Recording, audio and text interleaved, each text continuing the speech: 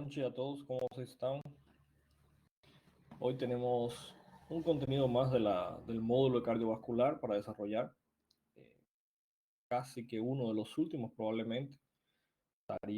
Después de la clase de hoy, estaría solamente faltando el módulo o sea, el capítulo de arritmias, que sería la siguiente clase. Entonces, vamos a comenzar a hablar de shock circulatorio, un tema un poco más fisiopatológicamente, un poco más corto, ¿no? No quiero decir simple, pero comparación a insuficiencia cardíaca, sí, de hecho es un mecanismo más corto, más simple propiamente.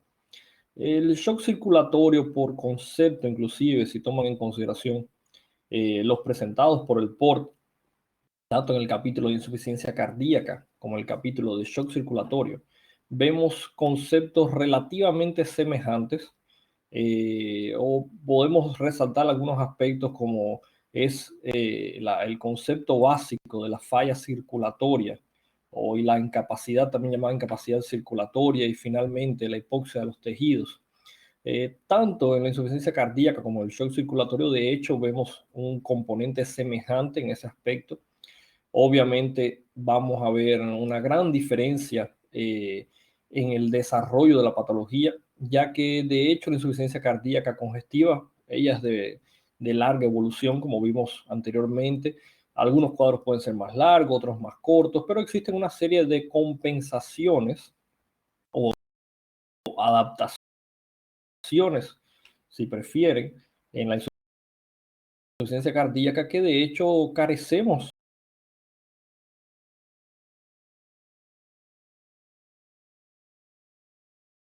en el shock circulatorio. Esto se da en gran medida a que la propia evolución en el tiempo de la insuficiencia cardíaca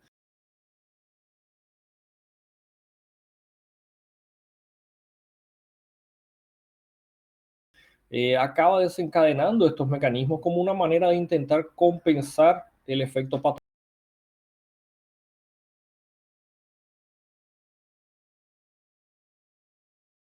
patológico de la enfermedad de base. Sin embargo, el shock circulatorio tenemos, como estamos viendo acá en el concepto, un fallo agudo del sistema circulatorio.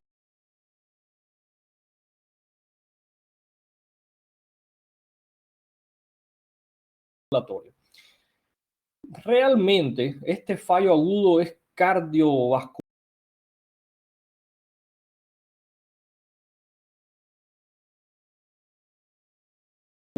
o sea, incluye tanto la parte cardíaca como la parte vascular, dependiendo el tipo de shock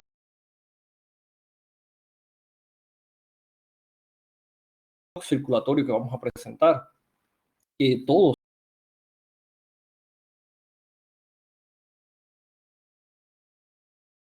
ellos engloban correctamente dentro de este concepto. Solo que vamos a ver que existen unas pequeñas particularidades en el tipo de shock circulatorio que vamos a describir, y en la manera en que la afectación acaba tomando su punto central, tanto a nivel cardíaco como a nivel circulatorio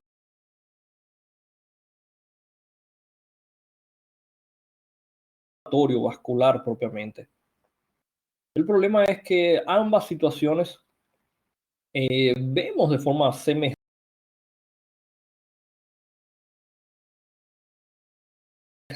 en la insuficiencia cardíaca, solo que progresivamente, de manera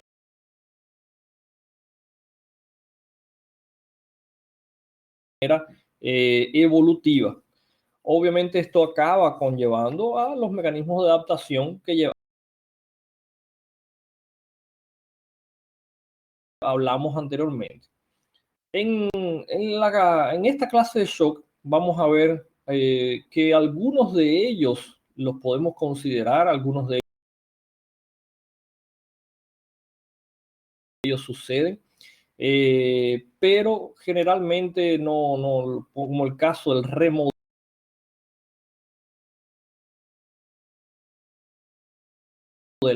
estructural que hablamos a nivel cardíaco, eso no existe en los cuadros de shock.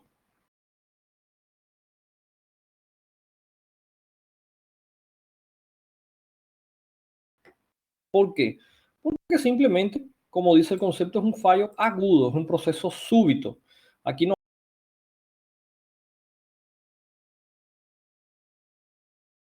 vamos a tener tiempo a que el organismo genere algún tipo de adaptación.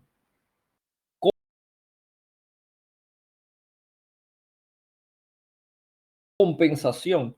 Tenemos ciertos mecanismos de compensación, tenemos algunos intentos, tanto cardíacos,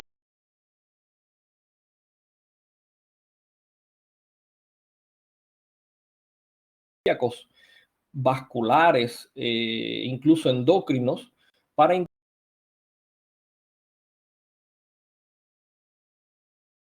intentar compensar esta hipoxia celular que la patología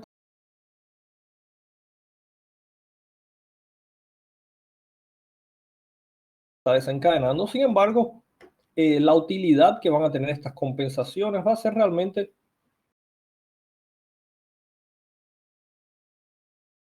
más una cuestión de ganar tiempo e intentar mantener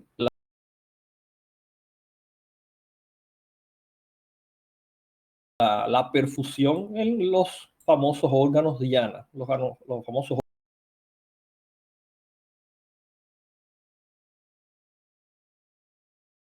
órganos AUVO. El problema es que obviamente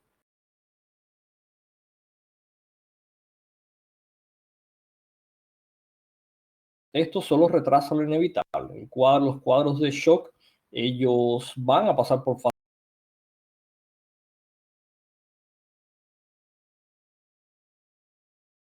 evolutivas, que en su mayoría podemos escribir como una fase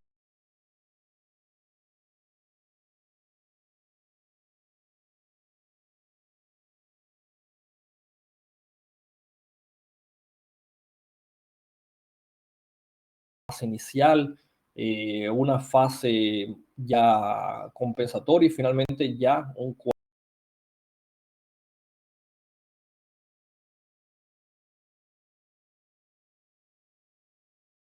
cuadro que es el llamado las fases refractarias a tratamiento o lo que son los shocks establecidos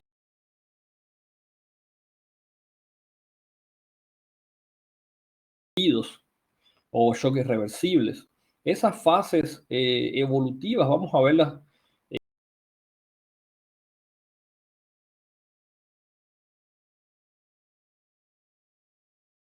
eh, inclusive ir progresando con el tiempo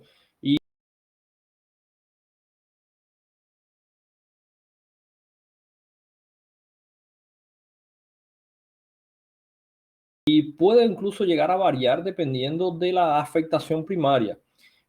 Vamos a tener diversas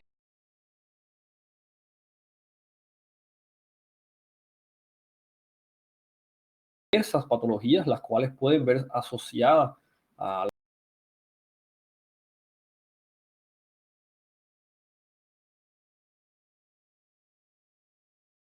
la evolución de un cuadro de shock. Algunas de ellas tienen la tendencia a ser asociadas a mayor mortalidad, otras menos. Existen diferentes cuadros patológicos en los cuales vemos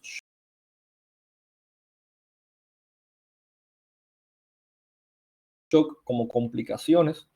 Y de hecho, la insuficiencia cardíaca existe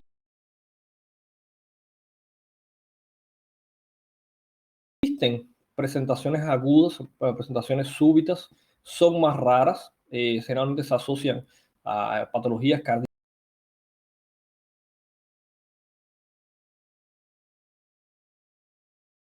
específicas, tienen semejanzas con el shock circulatorio, pero de igual manera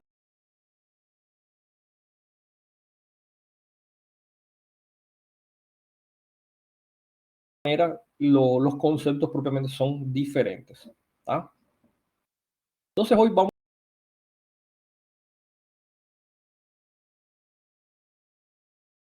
a describir específicamente las formas de shock circulatorio. ¿Ah? Voy a intentar resaltar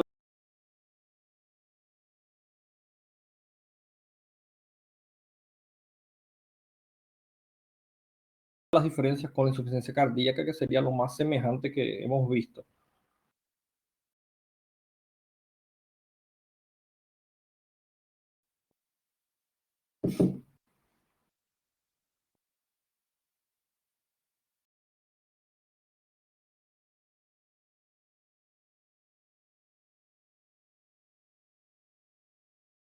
Vamos allá. La mayoría de los autores toman en consideración esta clasificación para los cuadros de shock.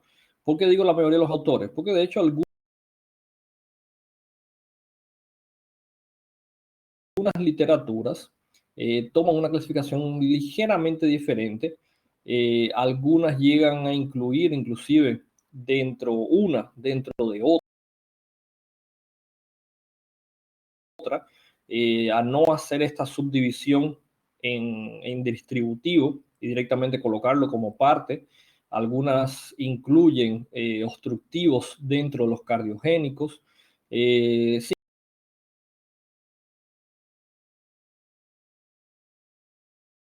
embargo, la mayoría de las literaturas que utilizamos, inclusive en nuestra facultad,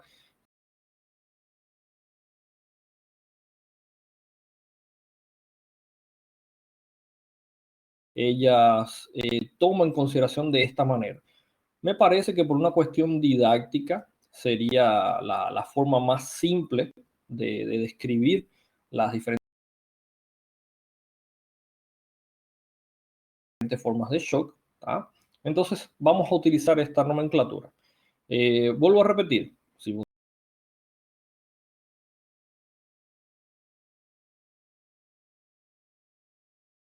vocês encontram por aí outro livro falando uma classificação um pouquinho diferente, não tem problema, pessoal, isso pode diferir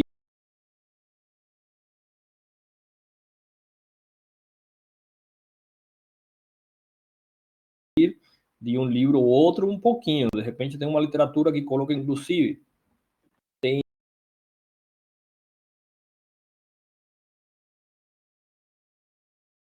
um tópico, que é o caso o choque por dengue, ele às vezes, dependendo da literatura, você pode ver um enfoque um pouco diferente dentro de como é classificado dentro dos quadros de choque. Assim mesmo, a gente pode ver algumas variações dessa classificação que estamos vendo aqui, dependendo do autor. Não é que tenha um correto e um errado, é simplesmente alguns autores dão um enfoque um pouco diferente, inclusive dentro de literaturas de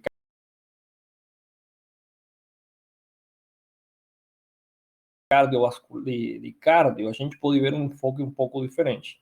Mas essa classificação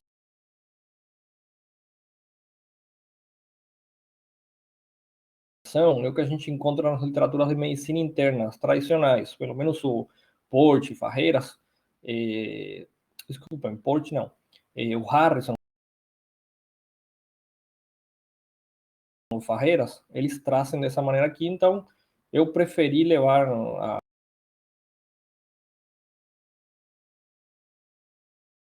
a didática da matéria, preferi fazer com essa classificação, que é a que eu acho que é a mais simples. E não, provavelmente não seja mais simples, mas eu acho que fisiopatologicamente é a que melhor se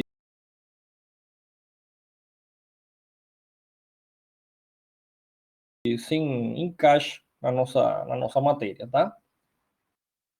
Entonces, el shock lo dividimos en un shock de origen cardiogénico, que ya vamos a ver de qué se trata. Vamos a hacer un resumen de cada uno y después vamos a ir uno a uno viendo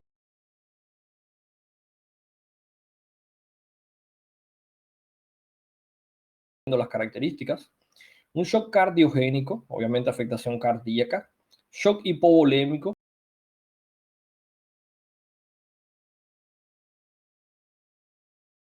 que estamos hablando de volúmenes obstructivos. Shock distributivo, el cual se divide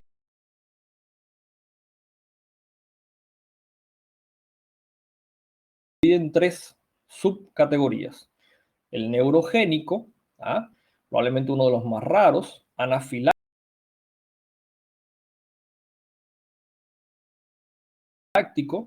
este sí es bastante común, y los shock sépticos.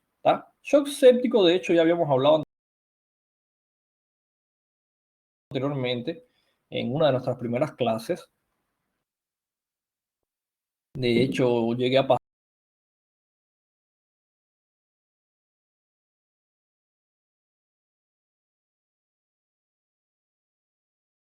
pasarles, si recuerdan, después vamos a hablar de eso, llegué a pasarles un pequeño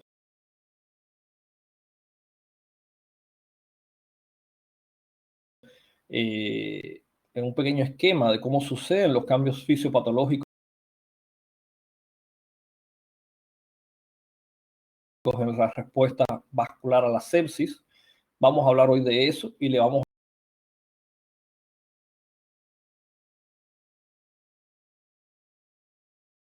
a agregar los acontecimientos que vienen a darse en los cuadros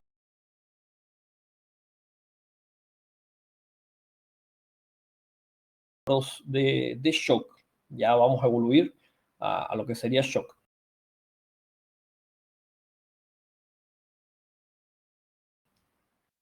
Entonces vamos a ver qué sucede en cada uno de ellos.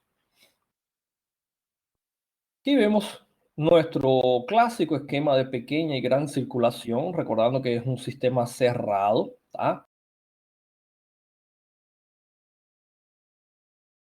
Estos sistemas, este sistema circulatorio, él se mantiene por un gradiente de presión,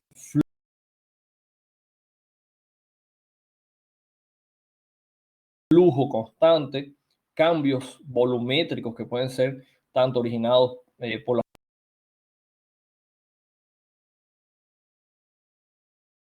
función cardíaca o renal. Tenemos cambios de presión,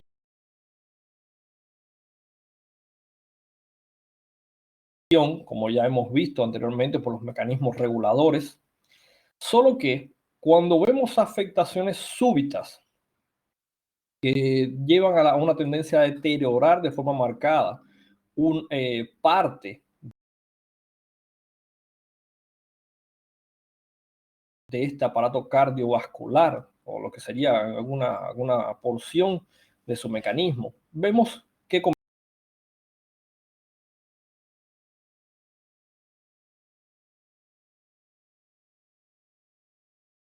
comienza a desencadenarse el cuadro de shock, que de forma aguda los tejidos comienzan a sufrir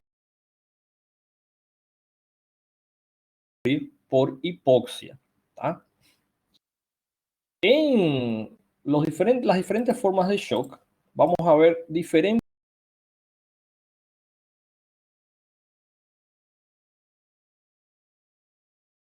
elementos desencadenantes, comenzando por el cardiogénico. El cardiogénico, el problema es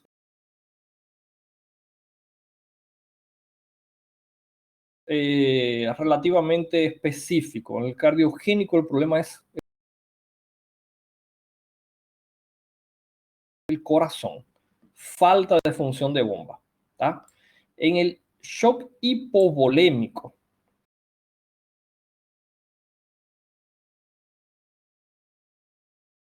justamente lo que falta, como dice su nombre, es baja volemia, o sea, bajo volumen circular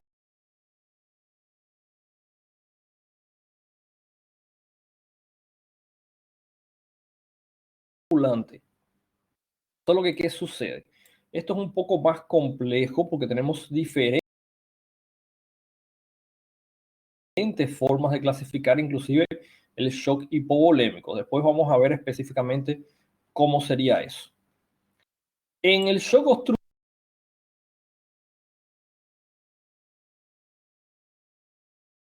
obstructivo, en el shock obstructivo lo que tenemos es que existe flujo sanguíneo normal, existe función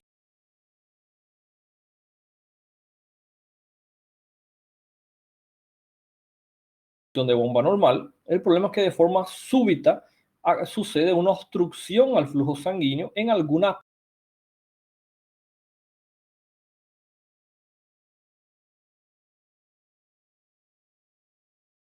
parte del sistema vascular. ¿Tá? En algún sitio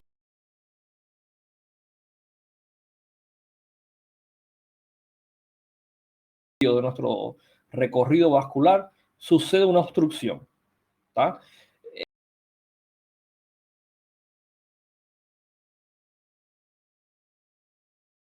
Esta obstrucción, de nuevo, semejante a lo que sucede con el shock hipovolémico, esta obstrucción de hecho la podemos clasificar también. Entonces, vamos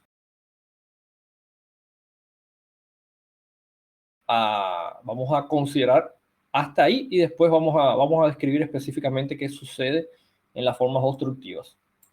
En el shock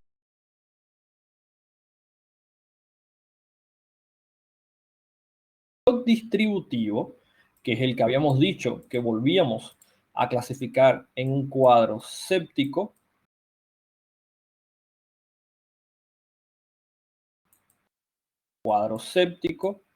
causas neurogénicas.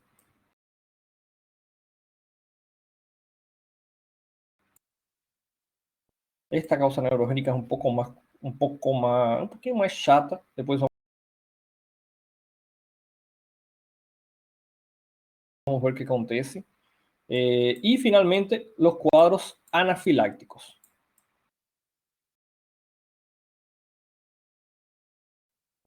Si ustedes recuerdan de anafilaxia, de hecho, hablamos, solo que hablamos allá atrás y lo describimos como hipersensibilidad.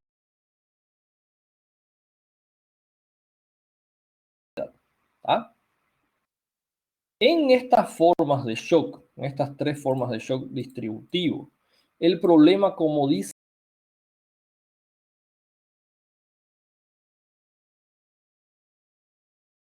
el nombre, es distribución. ¿Tá? Acá tenemos volumen, acá la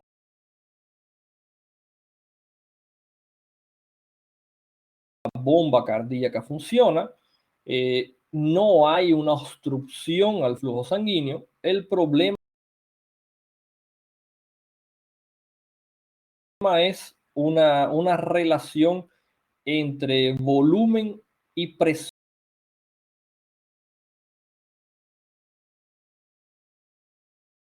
del sistema. ¿Tá? Vamos a explicar por qué sucede eso. Justamente el problema es un trastorno vascular, mala regulación presoria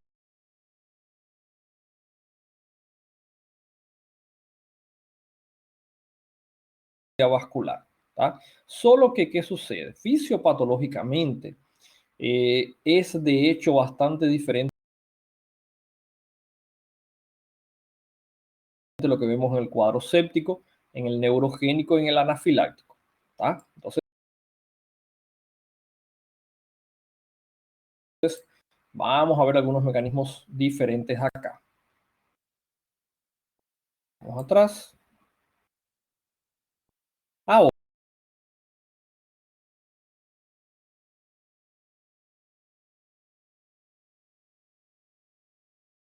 como eu vou lhe fazer uma comparação, pessoal, se vocês me permitirem, que era o jeito que eu imaginava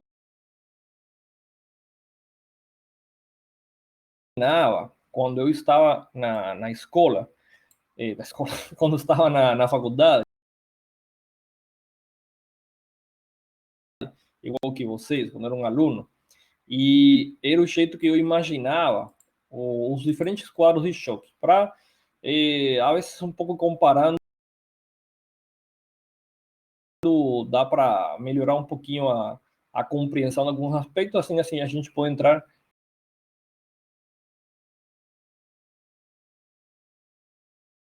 diretamente nos processos fisiopatológicos. Assim, vamos começar. Por exemplo,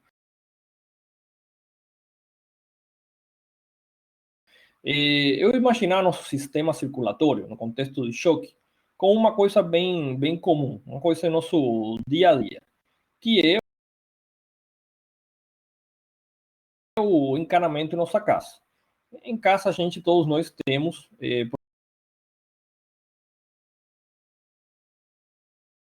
provavelmente a maioria, né, vai ter um poço d'água, tá? Ou podemos chamar que é o é,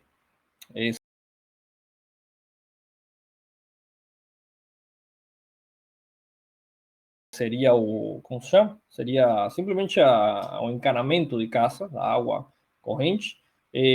Tem uma caixa d'água.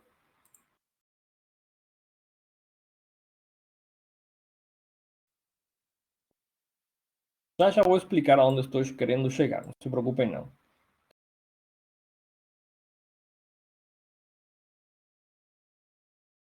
Tem a caixa d'água, tá em cima, tá? E temos o encanamento de casa. Vamos representar como se fosse um vaso.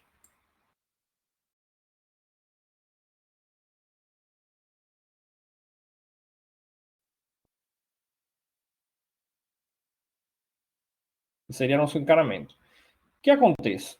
A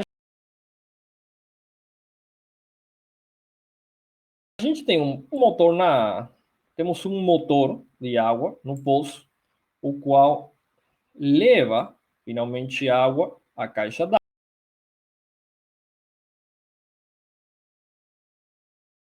d'água, tá? E da caixa d'água desce e vai para todo o nosso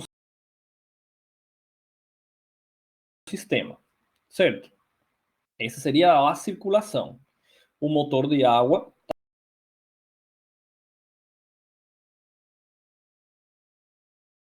está representando o que seria o coração.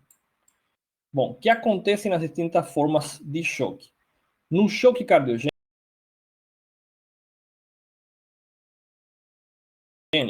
o problema é simples. No choque cardiogênico, é o motor que não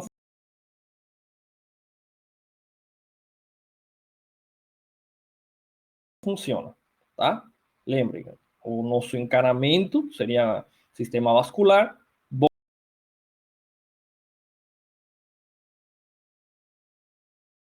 bomba d'água cardíaco, volume, o que seria o volume plasmático total, seria então a caixa d'água, o encanamento a parte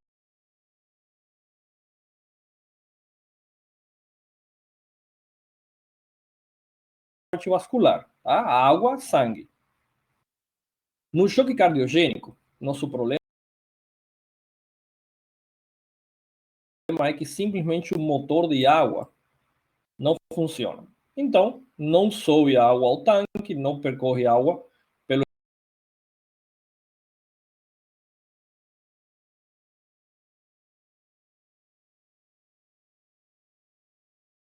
encanamento, não tem água. Simples assim. A água está aí, ela está aí no poço, mas o problema é que ela não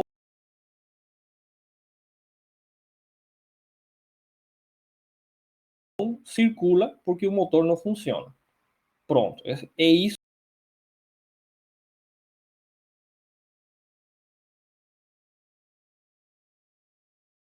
o choque cardiogênico. Depois vamos escrever, claro, fisiopatologicamente o que é, mas uma forma de imaginar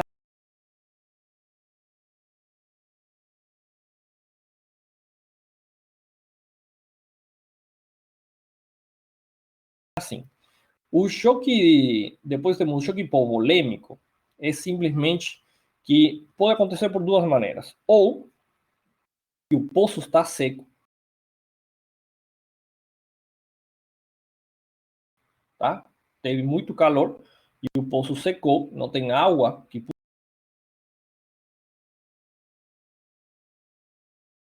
puxar, ou simplesmente por algum lado o encanamento quebrou e começou a derramar água para todo lado, tá? Esse é o choque hipovolêmico. O problema é que começa a faltar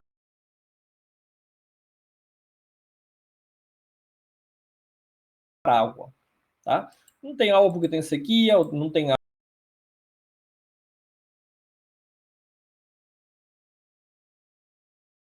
água porque estourou o cano em algum lado e a água começou a derramar. No choque obstrutivo, simplesmente a bomba d'água, o motor, começou a puxar barro e entupiu o encanamento. E fez um tapão, tá?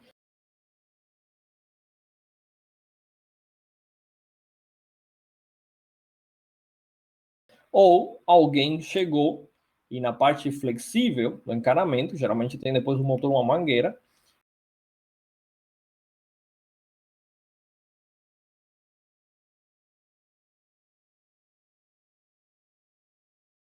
alguém pisou a mangueira e simplesmente interrompeu o fluxo de água.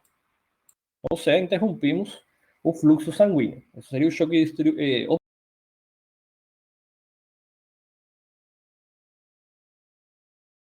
construtivo. Na última forma, que é o choque distributivo, seria um pouco mais difícil a gente escrever por cada um dos tipos, tá? O neurogênico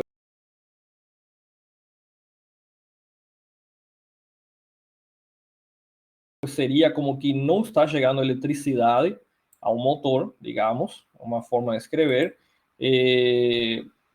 Séptico e anafilático realmente não teria como colocar na metáfora. Então, o distributivo, pessoal, eu sempre imaginei a seguinte forma: meu motor funciona, eu tenho água tenho água no poço, tenho água na caixa d'água, as torneiras estão tudo direitinho,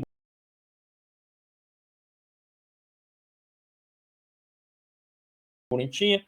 O problema foi que eu não quis pagar muito pelo encanamento e a gente pegou e simplesmente contratou uma pessoa a fazer um encanamento de caça,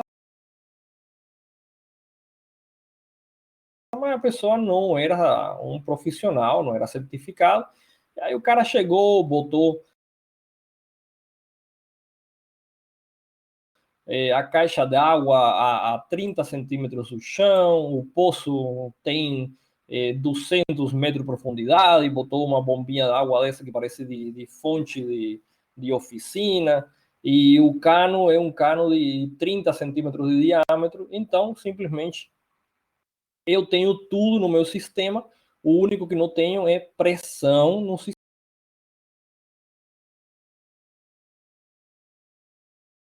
sistema, tá? Simplesmente porque a gente já falou o teorema de Bernoulli. E depois vamos ver de novo. Mas, basicamente, no choque distributivo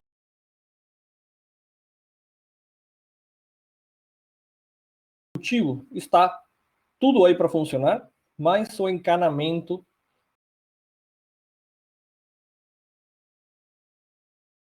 está muito largo. E vocês sabem que se o encanamento é largo, não tem pressão de água, tá?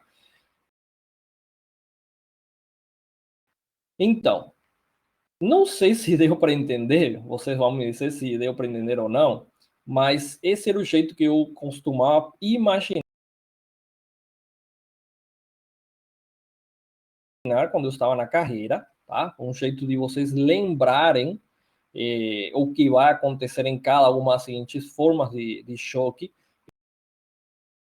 Eu vou explicar agora exatamente o que acontece em cada um, mas então, relembrando, aqui na imagem, no choque cardiogênico, é nosso motor de água que não funciona, no hipovolêmico, que a gente não tem é água no sistema, no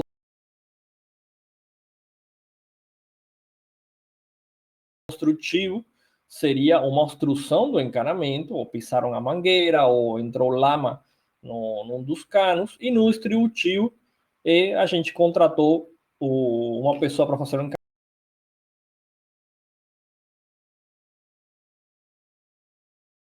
encanamento, a pessoa não era certificada e simplesmente pegou e botou um cano muito largo para a altura da caixa d'água. Então, simplesmente não tem pressão no sistema.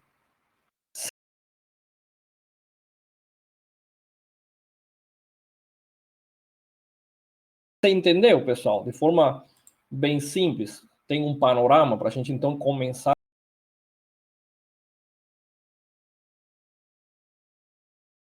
a ver cada uma das formas.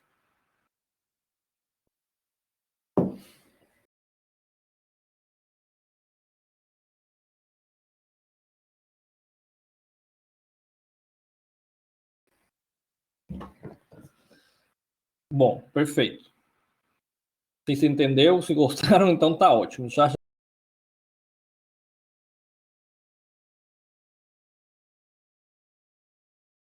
vocês vão ver semestre que vem em equilíbrio ácido-base como lembrar qual é, se vômito e diarreia, qual dá acidose metabólica, qual dá alcalose. Depois vocês lá vão ver minha analogia lá. Então vamos lá, vamos ver as diferentes formas de choque. Vamos começar pelo choque cardiogênico. En el choque cardiogénico, vean que el concepto justamente se describe como que es un corazón que tiene un fallo al bombear suficiente sangre para satisfacer las demandas corporales. Si ustedes recuerdan, esto es muy parecido a lo que vimos en la insuficiencia cardíaca.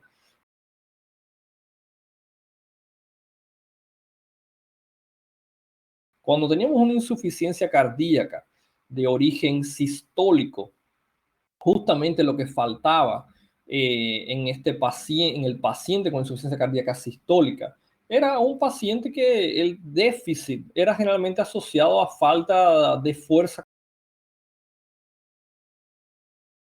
contráctil, a falta de inotropismo, o sea, la falla era en la fase sistólica.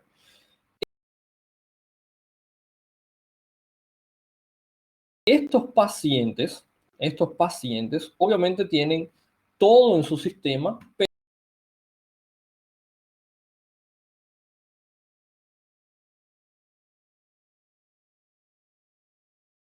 pero la bomba es lo que está fallando. Tenemos que recordar que el corazón no se resume a una bomba muscular, no es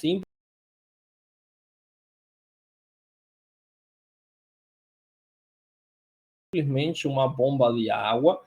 O coração, ele é bem mais do que isso. O coração, obviamente,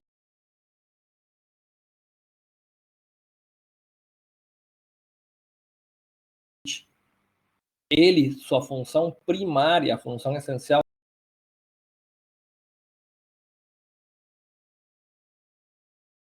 é o sistema de bomba muscular. Ou seja, bomba muscular não, é bomba cardíaca, vamos dizer, porque bomba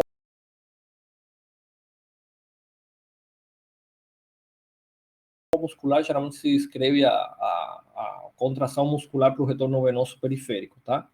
Mas, então, nossa bomba cardíaca é bem mais do que isso. O coração também tem um sistema excitocondutor, a capacidade de geração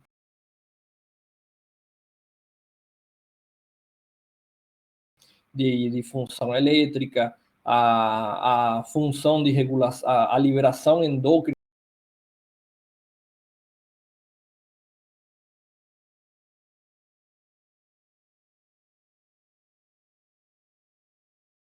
cardíaca, que temos também a liberação de peptídeos de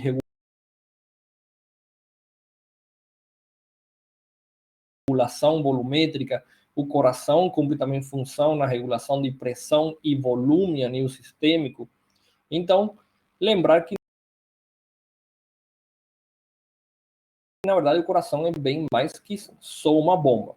Só que lo que sucede en el shock cardiogénico es que por diferentes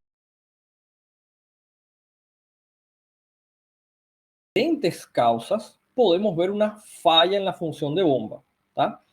Esta falla en la función de bomba obviamente me va a llevar a que todo lo que se asocia a aquella fórmula que habíamos visto de gasto cardíaco, lembra, gasto cardíaco o débito cardíaco é igual a volume sistólico vezes frequência cardíaca, tá? E pressão arterial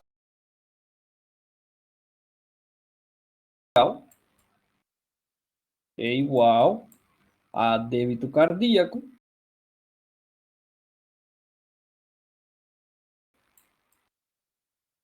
tá? Vezes resistência vascular periférica.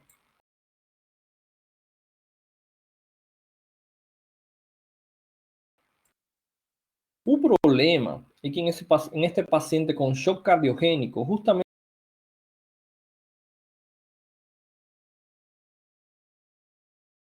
lo que comienza a fallar, dependiendo de la causa,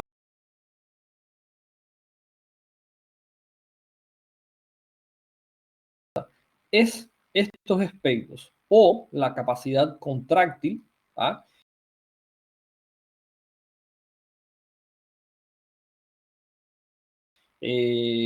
Cronovalmitotropismo o el propio inotropismo cardíaco. Esto de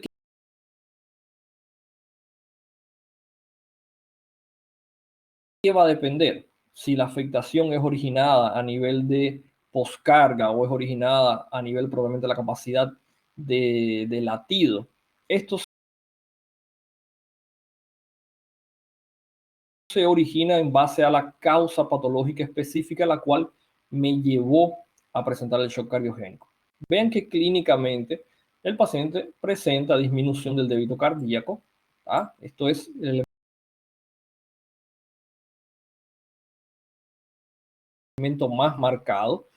Esta disminución del débito cardíaco finalmente me llevan a hipotensión arterial, que es lo que estamos viendo acá. Cuando no tenemos presión arterial, lo que sucede a continuación es la hipoperfusión. ¿Qué es hipoperfusión? Hipoperfusión es una incapacidad para mantener perfundidos los tejidos. ¿Qué es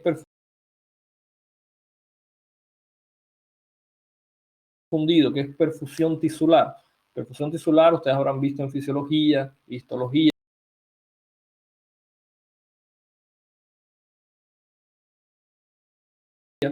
incluso conmigo ya vimos eso. La perfusión tisular es la capacidad de mantener una irrigación sanguínea a nivel de diferentes tejidos, ¿está? En todo órgano mantener una irrigación sanguínea. La idea de la función de esta irrigación sanguínea es llevar justamente el aporte de oxígeno, glucosa, todo lo necesario para producir energía y llevar estímulo endocrino también, que obviamente también hace parte de esta función, ya que esto es lo que finalmente estimula la función orgánica, la función del tejido, y la base energética es la que finalmente va a ser utilizada para la producción de energía y que el órgano funcione. O sea que con la perfusión va el estímulo para hacer el órgano funcionar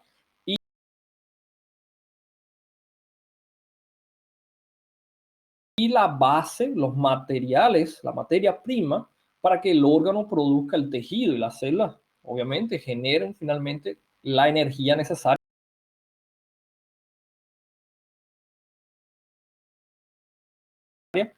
para realizar ese estímulo. El problema es que cuando la presión cae, ahí tenemos que recordar una cosa, tanto la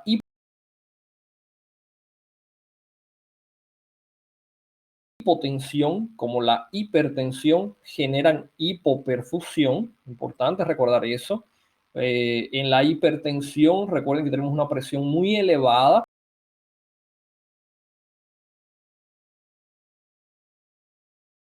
pero generalmente es expensa a bajo volumen, bajo flujo sanguíneo.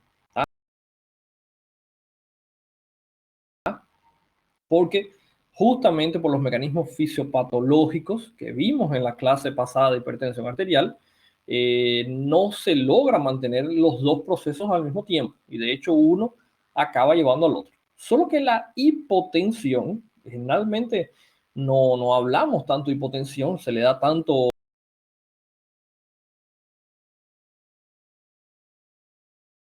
hincapié a la hiper. Sin embargo, la hipotensión puede ser tan nociva que como la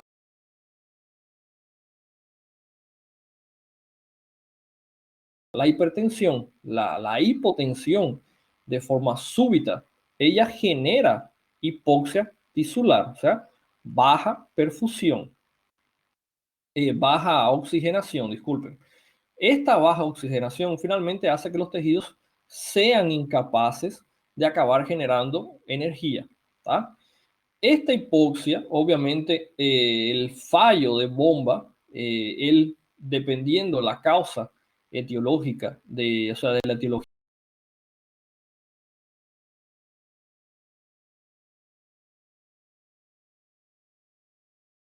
de este shock cardiogénico, este proceso de hecho puede presentarse de forma, va a presentarse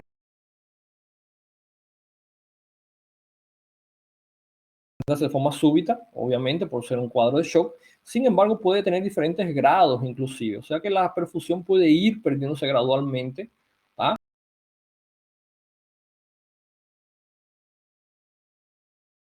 O ser una hipoperfusión severa ya de entrada. Así que podemos ver ciertas compensaciones, en estos intentos de compensar la hipoxia en los primeros minutos posterior a este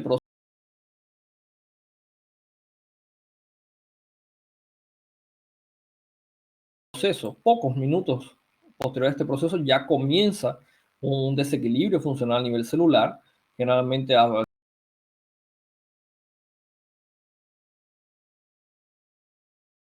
después de esta hipoxia ya comienza un intento celular de generar energía, ya por un ciclo justamente anaerobio. El problema es que esto acaba llevando a un desequilibrio funcional a nivel celular. Una célula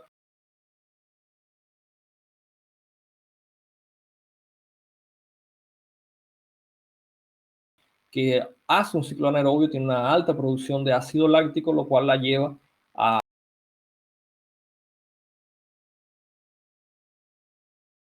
a generar cambios en el pH celular, lo que finalmente se traduce en un fallo funcional, un fallo de bombas iónicas a nivel celular, lo que es simplemente una célula que no funciona correctamente. A medida que pasa el tiempo y mayor sea la más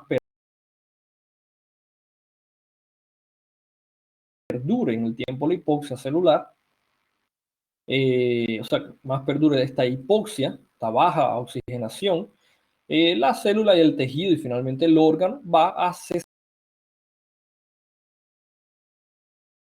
sus funciones. Y esto lo vamos a ver de forma progresiva en el shock.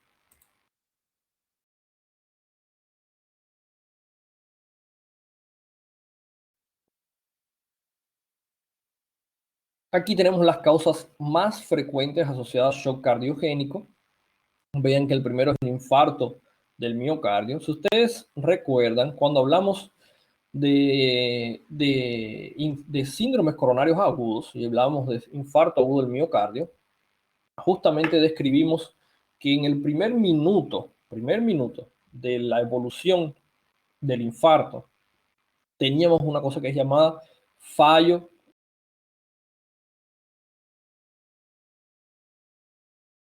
de función de bomba.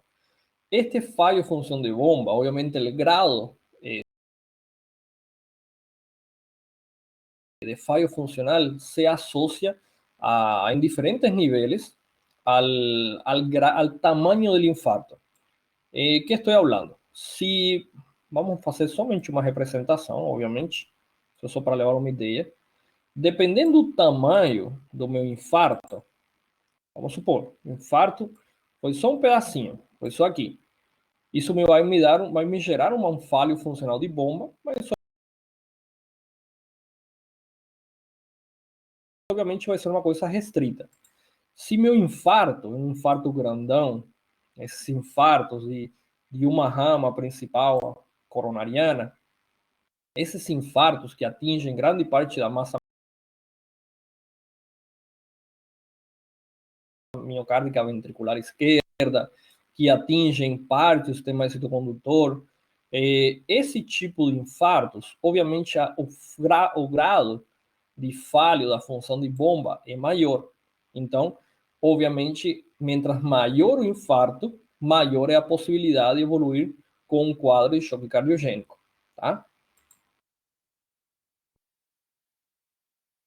Obviamente el grado de mortalidad de un infarto, o sea, la morbimortalidad de un infarto se asocia mucho al tamaño del territorio vascular afectado. O sea, no es la misma cosa un infarto de una arteria diagonal, un infarto de una pequeña arteria perforante, de una rama terminal lá subendocárdica, do que un infarto de una descendente anterior lá em cima, perto da sua origem, ou a obstrução de uma circunflexa.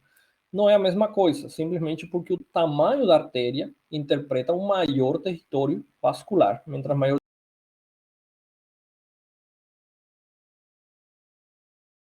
o território vascular, mais miocárdio se vê afetado. Tá? Maior o miocárdio afetado, maior a possibilidade de disfunção de bomba cardíaca. Tá? Ou seja, mientras maior é a artéria,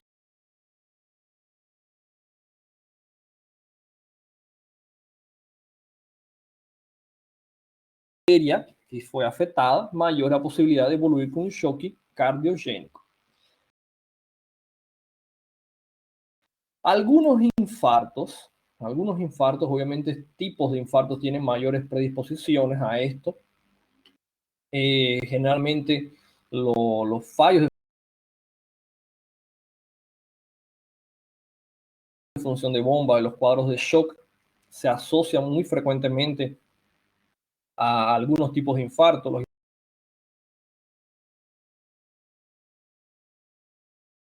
infartos de corazón derecho generalmente tienen un alto riesgo, por más de que son menos frecuentes, ellos tienen un alto riesgo de desencadenar cuadros de shock. Por eso es que siempre el miedo de algunos pacientes, o sea, de algunos profesionales del momento de hacer el diagnóstico, cuando vemos ciertas características en el infarto, cuando vemos ese paciente que llega hipotenso, o que sufrió síncopes, o llega incluso estando aún sin conciencia al pronto atendimento e a causa é propriamente um infarto, isso geralmente me indica uma baixa perfusão importante, tá? Ou seja, sempre paciente pele fria, pálida, que depois vamos ver os elementos clínicos do choque. Isso sempre um elemento de gravidade associado ao infarto miocárdio. Olhem que quando a gente falou de infarto, eu não falei nada de sinais vitais, porque de fato isso pode ser muito variado. O paciente pode chegar com sinais vitais alterados, a causa da dor, pode chegar com a pressão elevada, pode chegar com a pressão muito baixa, a causa do quadro de choque, pode estar taquicárdico, pode estar bradicárdico por um evento de afetação do sistema extracondutor, por uma lesão nodal, a causa do infarto. Então, não é critério para infarto o estado propriamente dos sinais vitais do paciente. Tá? Agora, que de hecho el paciente llegue en estado de shock, obviamente eso aumenta la mortalidad del infarto del miocardio. ¿Está bien? Las contusiones miocárdicas, esto habíamos hablado anteriormente, las contusiones miocárdicas son los impactos propiamente que pueden suceder. Esto generalmente en nuestro medio lo más común es asociados a accidentes vehiculares, paciente que não usa cinto de segurança e vai e bate o peito contra o volante do carro, e acidentes de moto, a gente pode ver também essas situações. Muito frequentemente são motivo de consulta no pronto atendimento, o paciente acudir com traumas torácicos de algum tipo. Se a gente vê múltiplas fraturas costais, ou como vocês devem ter visto já em patologia cirúrgica, paciente apresentando pneumotórax, atenção, o famoso bolete costal, você pode ter dado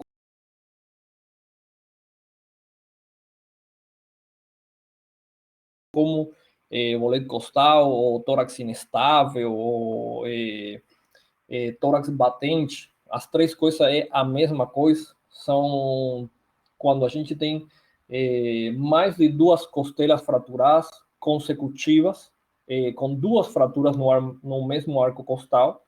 Ou seja, você tem sua parede costal, e da parede costal, uma porção, por exemplo, 3 costelas fraturam consecutivas, tá?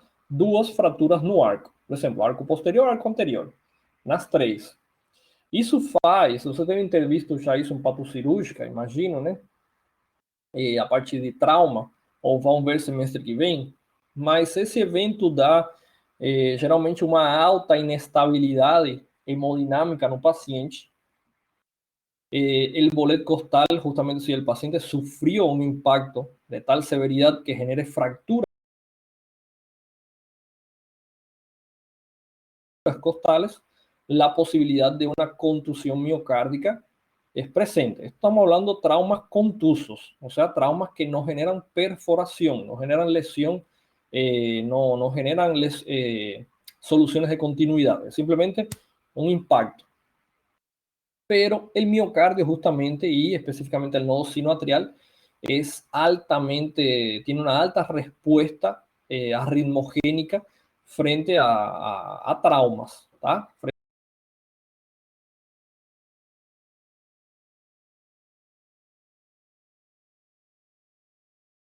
Frente a impactos.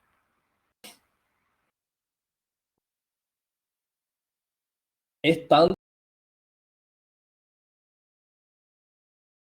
que de hecho habíamos visto que en la evaluación, en el examen físico del paciente, que hacemos la inspección, la palpación, ¿tá? Vamos tocando, finalmente percusión y ausculta con el estetoscopio en el paciente en el área central cardíaca, la percusión, que é essa batidinha que se faz para escutar a resposta sonora, la percusión es contraindicada en el área cardíaca justamente porque esa percusión puede ser suficiente como para alterar el ritmo cardíaco. ¿tá? Entonces imagine un impacto en un accidente vehicular. Las arritmias, esto depende mucho del tipo de arritmias. ¿tá? Vamos a ver esto en la próxima clase. Las arritmias obviamente van a generar, pueden generar, dependiendo del tipo de arritmias. Realmente las arritmias de origen ventricular son las que más predisponen a este tipo de trastornos. Los famosos síndromes de QT largo, bom, isso, não estou lembrando as siglas em português, isso estava tentando lembrar, mas agora não lembro. Mas significam síndrome QT longo. Os famosos síndromes de QT longo, que são altamente arritmogênicos, se associam a ataques arritmias ventriculares. Esse tipo de transtorno, as fibrilações flater-ventriculares, que são taquiarritmias ventriculares, todos eles têm uma alta predisposição de choque cardiogênico. As de origem atrial, que em arritmia se é chamado supraventricular, elas têm menor probabilidade de gerar um quadro de choque.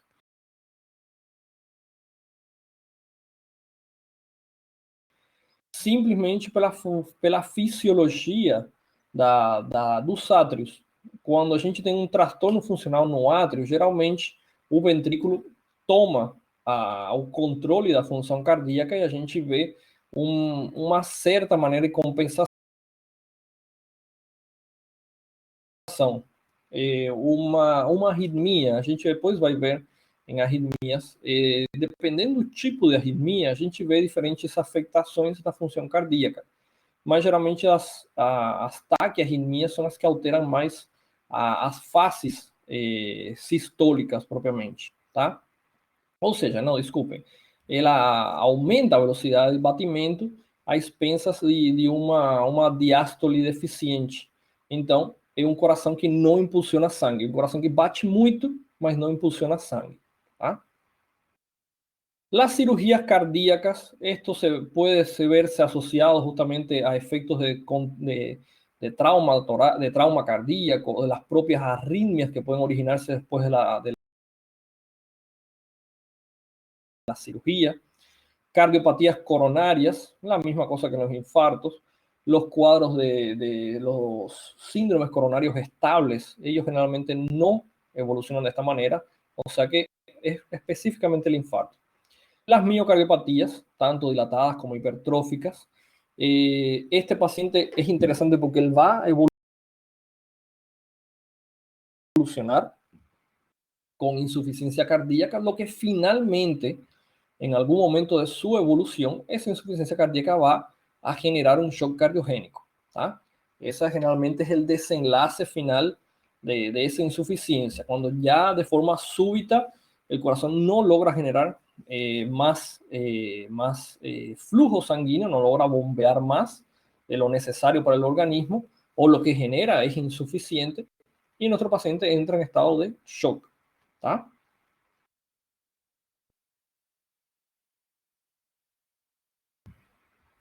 Vamos a continuar. Pessoal, se tem alguma pergunta, podem fazer, tá? Só que é muita coisa. Temos que falar de tudo isso. El shock hipovolémico es probablemente el más frecuente en nuestro medio. El shock hipovolémico lo dividimos en dos variantes. El shock hipovolémico se divide en hemorrágico y no hemorrágico. ¿Por qué? Porque por más de que probablemente la causa más frecuente de shock hipovolémico en nuestro medio, por lo menos en el adulto, es asociada a baja volemia por sangrado. De hecho, vemos que en los pacientes pediátricos, gran parte de ellos, cuando se ve asociados a estados de shock, es por cuadros de hipovolemia no hemorrágica, que son otras circunstancias que llevan al bajo volumen. Vean que por concepto es un volumen sanguíneo disminuido, de tal manera que hay un llenado inadecuado del compartimiento vascular. Pérdidas agudas de 15 a 20% del volumen sanguíneo circulante nos llevan a un cuadro de shock.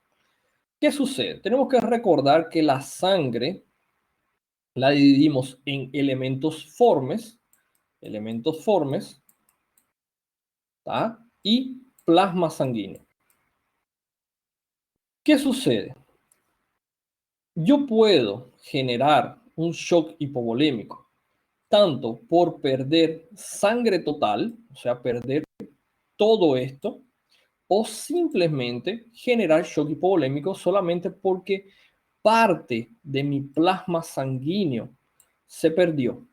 ¿tá?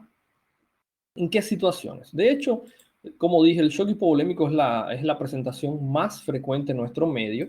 El shock hipovolémico en la forma hemorrágica es muy simple de entender, se da simplemente por pérdida sanguínea, generalmente se asocia a lo más frecuente, es elementos traumáticos, lesiones vasculares, lesiones cortantes vasculares, las cuales presentan hemorragia, pueden ser originadas por accidentes vehiculares, accidentes laborales, agresiones por terceros, que es el paciente que sofre uma agressão por outra pessoa, ferimentos de arma branca, ferimentos por um projetil de arma de fogo, são as situações mais frequentes. Temos entidades patológicas que de fato podem cursar com hemorragia. A gente tem lesões aneurismáticas, um aneurisma, uma lesão saccular, tá? Da parede vascular, geralmente lesões de aneurismas de grande tamanho, como os quadros de dissecção de aorta, são quadros que geralmente podem evoluir e evoluem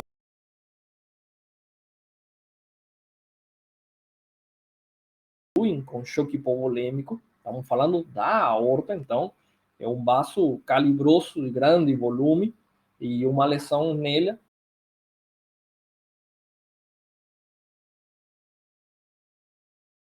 pode acabar acarreando um choque hipovolêmico. Existem quadros de acidentes cerebrovasculares que são, existem lesões hemorrágicas que acabam preenchendo as cavidades a nível cerebral, os ventrículos laterais, acabam ocupando espaços a nível craniano, e esse tipo de hemorragia pode levar a uma inestabilidade hemodinâmica, semelhante ao que a gente vê em um choque hipovolêmico. São formas muito específicas, tá? Isso a gente vai ver semestre que vem em neuro, quando a gente vê acidente cerebrovascular, mas pode acontecer. Não sempre nos estados de hemorragia, temos que lembrar que a gente vê propriamente a sangue. Lembrem que a cavidade abdominal ela pode albergar litros e litros de volume, assim que a gente pode ter o que comumente ou popularmente é chamado hemorragia interna, tá? O paciente pode ter um sangrado e está simplesmente ocupando cavidade abdominal. Isso é muito frequente nas lesões aneurismáticas de aorta abdominal. É frequente quando temos algum tipo de ferimento perfurativo, e pode acontecer isso, geralmente agressões por arma branca. Você pode que não veja muito sangrado externo, mas na verdade dentro da cavidade abdominal estamos encontrando um hemoperitônio importante, tá? Então, nessas situações, é claro que temos uma diminuição de volume, ou seja, nossos 5, 6 litros de volume plasmático, de volume circulante, quando ele começa a diminuir, a gente vai, então, em direção ao choque hipovolêmico. Las formas, asimismo, disculpen, existen otros padecimientos, por ejemplo, los asociados que vamos a ver el próximo semestre a cuadros de hemorragia digestiva tanto alta como hemorragia digestiva baja, también pueden asociarse a cuadros de shock hipovolémico. La hemorragia digestiva alta, el paciente puede generar la hemorragia, no generar una gran cantidad de hematemesis y sin embargo el paciente está generando propiamente la hemorragia. En los cuadros en los cuadros de hemorragia digestiva baja, generalmente hablamos ya las enterorragias, los pacientes con hematoquesia, los grandes volúmenes de sangrado. Esos pacientes obviamente pueden evoluir con shock hipovolémico. Generalmente son lesiones en los cuadros de hemorragia digestiva alta. Lo más común son úlceras gástricas duodenales sangrantes. Digestiva baja ya es un poco más variado. Las lesiones neoplásicas colorectales tienen una alta predisposición al sangrado, inclusive puede ser sangrado en un volumen importante cuando la neoplasia ya está más evolucionada. Los cuadros de divertículos sangrantes, no diverticulosis, diverticulosis, no diverticulitis. Los que sangran con mayor frecuencia es las diverticulosis, las diverticulitis. Vamos a ver semestre que viene fisiopatológicamente la propia itis, la propia inflamación previene en cierta medida el sangrado. Sin embargo, las diverticulosis como tal tienen una alta tasa de sangrado. Algunas enfermedades como las lesiones, como los cuadros de colitis ulcerativa también tienen alta tasa de sangrado. Así que estas situaciones nos pueden llevar a los shocks hipovolémicos. Patología ginecostétrica también es un gran causante de cuadros de shock hipovolémico y después vamos a describir también los cuadros de shock séptico. Pacientes tanto por origen, sobre todo cuando es de origen neoplásico, existe un gran sangrado. Podemos ver asociado lesiones tumorales no malignas también generando sangrado y puede llevar a la hipovolemia. Así que mucho ojo. El sistema gastrointestinal, aparato genital femenino, son órganos con alta predisposición a sangrados que pueden llevar a hipovolemia. Siempre cuando pensamos en sangrado pensamos en chiro, facada, acidente de carro, amputações de membro, lesões de grandes vasos, mas temos que também pensar em outras patologias que de fato são bastante frequentes em nosso meio e vão chegar. Ou seja que, eu vou fazer gineco, eu vou ficar fazendo parto, vou colocar um DIU lá, um DIU aqui, passar um anticoncepcional, eu não vou ver um choque hipovolêmico. Vai ver e muito em nosso meio. Lembrem, pessoal, que tem múltiplos processos, inclusive ainda a gente vê muito frequentemente paciente, isso é muito comum em Brasil, é muito comum aqui, em toda a América Latina, paciente que tenta fazer abortos provocados de forma, não sei como se diz em português, em espanhol seria de forma caseira, ou seja, fazem na própria casa, fazem de forma oculta, e acaba acarreando um alto risco de lesões vasculares ou, inclusive, sépticas. Então, por isso que justamente, se você vai ser gineco, não escapa do choque hipovolêmico e o choque séptico, tá? Também estão presentes. Eu acho que quem único escapa disso é quem faz imagem. Ah, mas eu vou fazer estética. Ah, mas para isso a gente tem um outro choque, que é obstrutivo. Então, também não escapa não.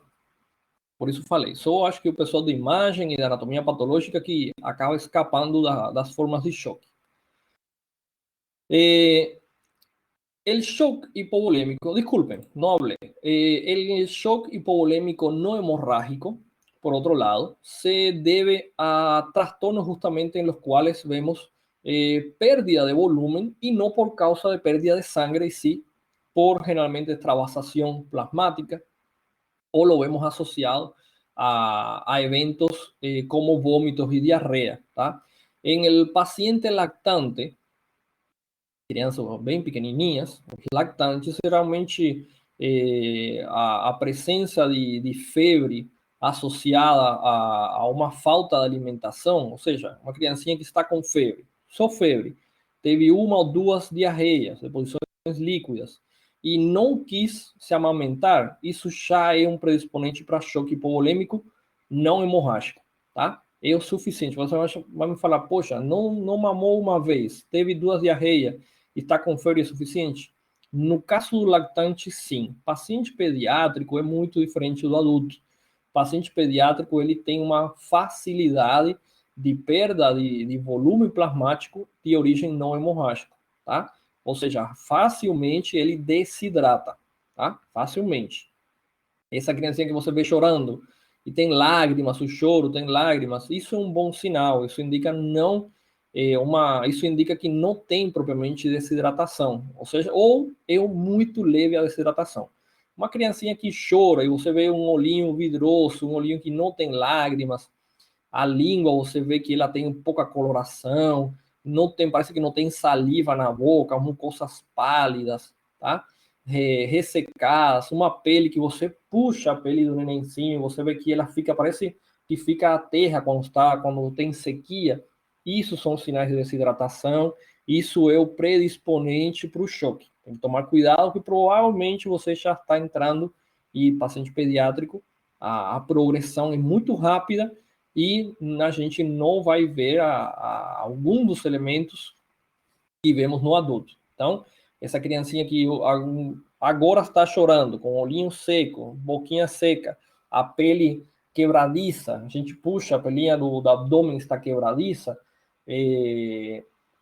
essa criança em poucos minutos ela pode começar a apresentar já alteração do sensório, pouco volume urinário, ou seja, está em choque, tá bom? Então, nessas situações temos que tomar muito cuidado. Paciente pediátrico. Adulto, desidratación y shock es un poco más raro, salvo algunas entidades patológicas. Justamente el dengue es un tema de debate. La forma más simple asociar el dengue a esto es que obviamente existen formas hemorrágicas asociadas al dengue. No siempre la hemorragia es el causante de shock. Recuerden que el sangrado es un elemento, es un criterio de riesgo, de gravedad. Dengue hemorrágico por concepto, eso no es hoy un concepto utilizado. Simplemente existe el dengue sin signos de alarma, con signos de alarma y dengue grave. El dengue grave es el dengue que generalmente se asocia a sangrado, epistaxe, gingivorragia, petequias, equimosis, aumento de sangrado menstrual, sangrados gastrointestinales, pero existen pacientes con dengue que hacen cuadros de shock sin estar propiamente asociado a sangrado como origen del shock. ¿Por qué? Porque el cuadro del paciente con dengue es un poco particular. El paciente con dengue, él de hecho hace deshidratación por todo el estado patológico. Él puede hacer hipovolemia por sangrado. Existe, sí, claro que sí. Pero también en el cuadro del paciente con dengue existe un aumento de la permeabilidad vascular. Ese aumento de la permeabilidad vascular es una reacción inflamatoria sistémica, lo cual genera una redistribución de fluido, creación de terceros espacios y fuga capilar. Ahí hay un problema, que justamente por eso es que muchas veces el paciente con dengue en las literaturas vemos diferentes clasificaciones, si es tomado, inclusive diferentes profesionales acaban considerando diferentes criterios, si hipovolémico o distributivo. Cuando lo analizamos, de hecho, tiene características de ambas presentaciones. Después vamos a ver en el distributivo qué sucede. Así que por eso es que el dengue, dependiendo de quién le pregunte, les va a decir, no, es hipovolémico, no, es distributivo. De hecho, hasta las literaturas a veces acaban contradiciéndose cuando lo leemos de forma bien delimitada, vemos que hay características de ambos sucesos. Otra causa de cuadro de shock hipovolémico es asociado justamente al paciente con quemaduras graves. Las quemaduras graves justamente tienen alta predisposición, quemaduras de gran cantidad de superficie corporal quemada, quemaduras de gran extensión. La pérdida de barrera física genera varios efectos. Uno de ellos es la fuga capilar con la pérdida propiamente proteica a causa de esa extravasación de líquido. Esa fuga capilar y disminución de volumen plasmático es un alto predisponente a shock hipovolémico no hemorrágico en el paciente con quemaduras graves. Asimismo, este mismo paciente también tiene predisposición a cuadros de shock, de cuadros sépticos, solo que los cuadros sépticos en el paciente con quemadura se establecen un poco más pasado el tiempo, no son elementos en las primeras fases de la evolución, ya que tiene que desencadenarse todo el cuadro séptico, todo lo que vimos de la escala de la respuesta inflamatoria sistémica, o sea que el paciente tiene que pasar por infección, SIRS, sepsis grave, shock séptico, y eso obviamente va a demorar un tiempo. Ya el shock hipovolémico va a establecerse de manera bastante rápida. Entonces, simplemente considerar ese aspecto. El paciente con quemadura es un paciente complejo por eso. Otro aspecto es también la evolución de lesión renal. El paciente con quemaduras tiene una alta predisposición de insuficiencia renal aguda, de falla renal. Generalmente se ve asociado a la hipovolemia. ¿Está bien? Entonces, solamente recordar eso. En patología quirúrgica, ou seja, Derum ou vão dar, mas tem um módulo que é de queimaduras, então provavelmente aí vocês vão ver essa partezinha aí, tá bom? El shock hipovolémico lo clasificamos en 4 estadios. Vean que una fase inicial, el volumen de sangre disminuye, pero no lo suficiente para producir efectos graves. Ya vamos a ver qué es eso. Segunda fase, compensatoria, menos volumen. Los mecanismos de compensación mantienen la presión arterial. Y la tercera fase, que vemos una progresión ya del shock, ya se ve shock descompensado. Y la fase final, que es llamada fase irreversible o fase refractaria, que es el paciente que trata, el médico trata al paciente, pero el cuadro no revierte. Estas fases de shock generalmente son ya pacientes de alta gravedad, son pacientes de UTI, en pacientes que van a necesitar la aplicación de fármacos que tengan actividad vascular o actividad inotrópica, o sea, fármacos que aumenten la función cardíaca o fármacos que promuevan aumento de la presión arterial por diferentes mecanismos. Obviamente, estos pacientes son pacientes graves. Eso está de más decirlo. Todo paciente en estado de shock es un paciente grave.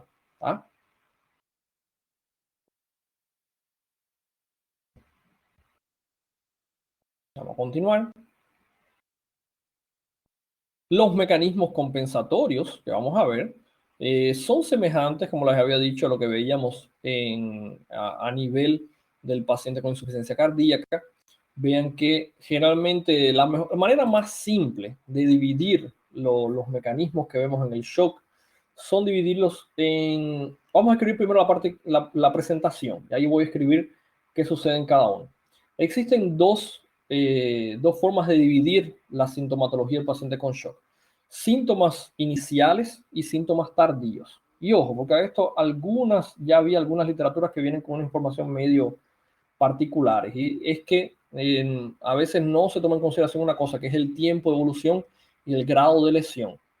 La forma clásica distribuye de la siguiente manera, y esto quiero que presten mucha atención. El shock dividiéndolo en signos tempranos y signos tardíos. Los signos tempranos generalmente son signos compensatorios de origen cardíaco y vasculares.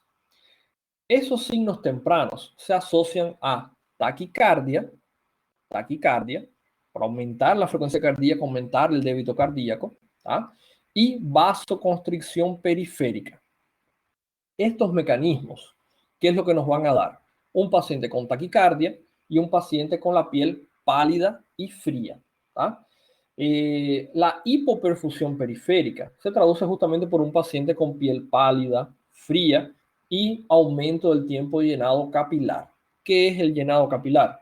É simplesmente você pegar a extremidade do paciente, pode ser a mão, vocês comprimem, vocês largam e vocês veem que fica branco quando vocês comprimem. Quando vocês largam, vai preenchendo. Isso é o leito vascular, o leito capilar preenchendo de novo a compressão que você fez. Pode-se fazer na mão? Pode-se fazer na mão. Sempre meus professores de semiologia falavam que não é um bom parâmetro, que o melhor jeito é fazer a nível das zonas acras, a ponta dos dedos, do leito ungueal. Você pega o dedão do paciente, vocês comprimem, assim como estou fazendo, e vocês largam. E vem o tempo que demora em se preencher. Fica branco quando vocês apertam, quando largam, ele vai preenchendo. Não sei se dá para ver na câmera, a câmera não é HD, então, mas vocês, como vocês mesmo em casa vejam, tem que comprimir, tem que apertar mesmo, e vocês veem que vai preenchendo, vai ficando rosinha de novo.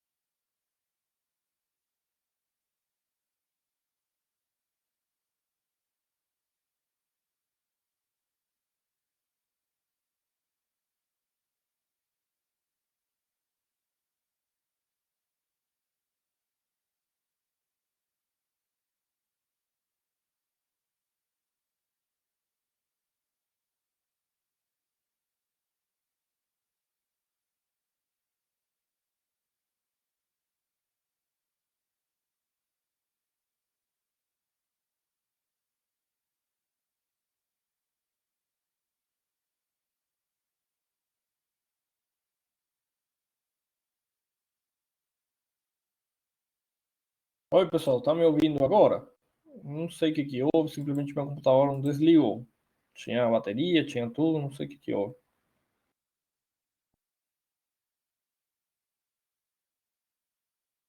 Vamos lá de novo.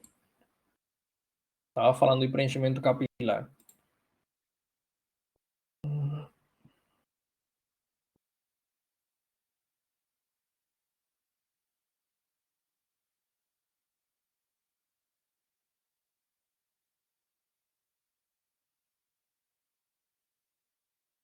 Bom, não sei o que que deu. Acho que realmente parece que falei mal do computador e escutou, né? Mas bom, preenchimento capilar, pessoal, vocês vão olhar simplesmente isso, pressionando a ponta do dedo. O normal é ser menor de 2 segundos, o normal. Obviamente aqui eu estou em ar condicionado, então de repente pode ser que seja um pouquinho, pode ser dois, um pouquinho mais de dois.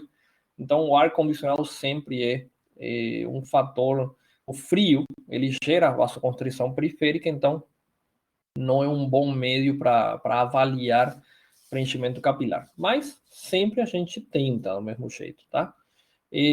Olho, isso não é o que faz esse oxímetro de pulso, oxímetro, desculpem, oxímetro de bolso, que coloca na ponta do dedo, isso é outra coisa. Isso mede combinação de oxigênio às hemácias por meio óptico e frequência cardíaca, tá? Isso não tem nada a ver com preenchimento capilar.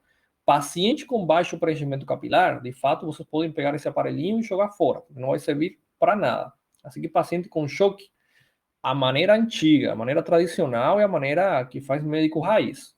E reloginho na mão, reloginho não desse, relógio analógico, tá? Relógio analógico mesmo, dedinho no pulso do paciente, pulso radial e a sentir, tá? Calcular. Não façam isso de chegar paciente com choque e querer botar o oxímetro de pulso, senão vocês vão ser mandados embora do hospital. Para que vocês saibam, se o pessoal toma em sério, eu tive que ficar de plantão de castigo um domingo, porque simplesmente eu esqueci meu paciente de clínica médica de tirar o esmalte de unha e ia se internar, a senhora ia se internar, ela era cardiopata. Eu esqueci de tirar o esmalte de unha. Aí você me fala, poxa, mas o que tem a ver esmalte de unha com medicina? Porque não se interna paciente com esmalte de unha, nem entra bloco cirúrgico paciente com esmalte de unha. Hospital não é para ficar chique, hospital é para ficar vivo. Quando o paciente tem esmalte de unha, primeiro, o oxímetro falha, não serve, não afere. Segundo, a gente não vê baixa perfusão em zona ileotungueal, ou seja, que a gente não vê justamente a presença de baixa perfusão periférica. Esmalte em região ungueal, justamente no leito ungueal, esmalte nas unhas, desculpem, não permite ver uma série de lesões que podem estar associadas a causas patológicas. A característica essa de unhas em vidro esmerilado se perde com esmalte de unha. Tem cardiopatias, endocardites, tem valvulopatias, que podem ser diagnosticadas justamente pelas mãos, pelas características das mãos, das unhas, e se perde esse elemento de diagnóstico simplesmente pelo fato de ter esmalte de unha, tá? Então, se vocês lembram o que aconteceu comigo, eu levei plantão de castigo um dominical, tá?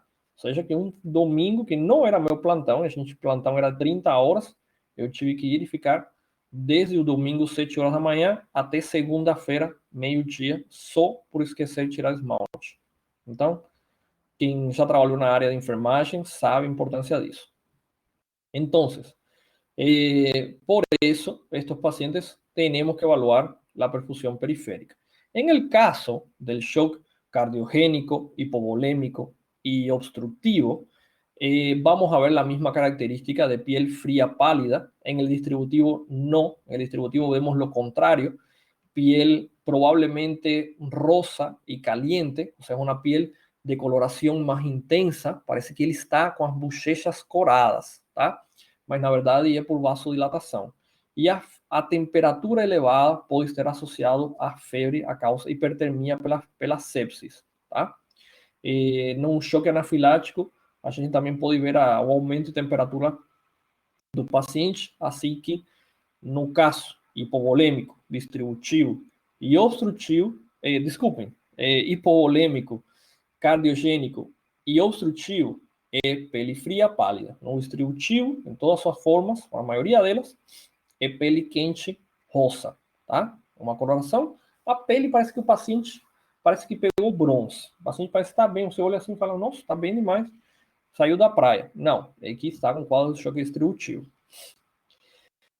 Estos son los signos tempranos entonces, ¿tá? Paciente taquicárdico, bajo llenado capilar, piel fría, pálida. Esos son los primeros que se presentan. Los signos y síntomas tardíos son alteraciones ya de lesión de órgano diana, baja presión arterial, una presión menor, dependiendo de la literatura, pueden encontrar 90-60 u 80-60. Creo que lo ideal sería considerar 90-60 como cuadro ya de hipotensión, presiones menores o iguales a 90-60, eso ya sucede un poco tiempo después, disminución de la diuresis por parte del paciente, o sea que el paciente va de oliguria a anuria, recordando que un paciente que genera menos de 20 ml de orina hora es un paciente ya con una diuresis disminuida.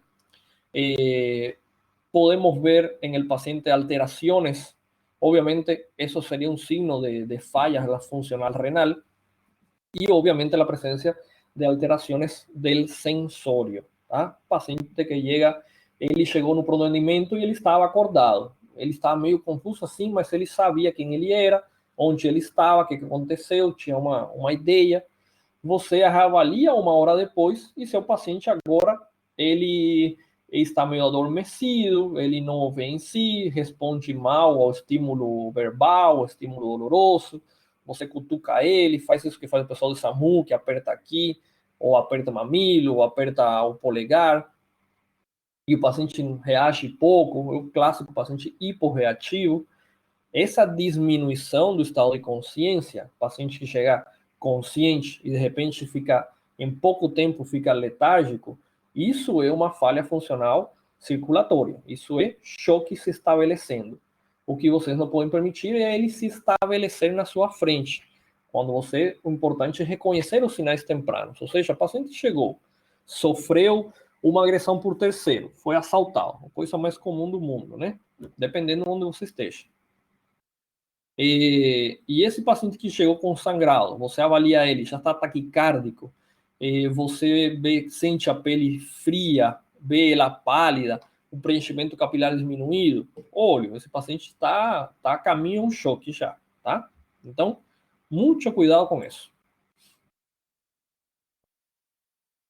Vamos falar primeiro do choque. Está me faltando o obstrutivo e depois voltamos ao distributivo para deixar para o final.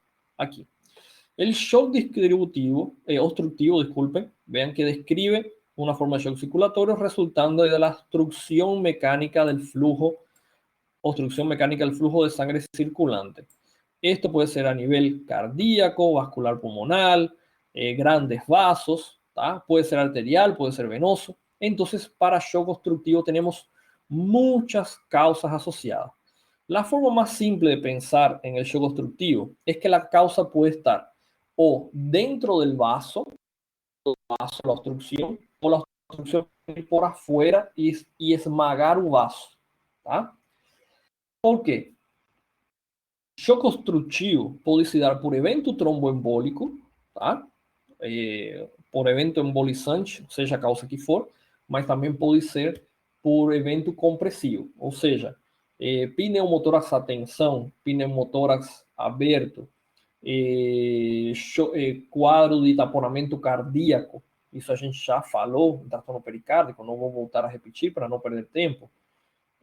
Taponamento cardíaco, podemos ter compressão de grandes vasos a causa de uma massa tumoral, de um evento traumático, mas seja qual for a causa, a gente vai ter uma obstrução ao fluxo sanguíneo.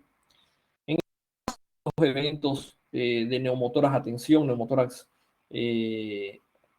abierto, justamente lo que tenemos es que ese neumotórax va a desplazar los órganos mediastinales y uno de los efectos, además del desplazamiento de la vía aérea, es la compresión de los grandes vasos. A aorta, ela tem uma boa camada muscular, ela é resistente, mas o sistema cava é facilmente compresso, tá? Porque a parede é fina, não tem muita musculatura. A compressão do sistema cava leva a uma diminuição do retorno venoso, baixo retorno venoso, baixa perfusão pulmonar, baixo preenchimento atrial esquerdo e, finalmente, baixa precarga ventricular esquerda. Então, a gente acaba no choque obstrutivo.